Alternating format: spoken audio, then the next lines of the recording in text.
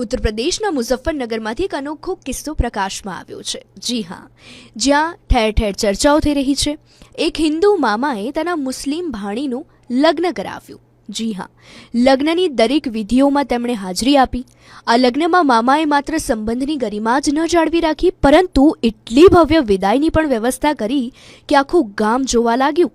તેમણે પોતાની ભાણીને હેલિકોપ્ટરમાં વિદાય આપી। જી હા, મુઝફ્ફરનગરમાં રહેતા રાહુલ ઠાકુર ખેડૂત પરિવારમાંથી આવે છે। આ મુસ્લિમ પરિવાર સાથે તેમનો 3 પેઢીઓથી સંબંધ છે। આ સંબંધોની શૃંખલામાં ડૉક્ટર આસમા ત્યાગી તેમની બહેન છે, મું બોલી, અને કતારમાં દવાનો અભ્યાસ કરે છે।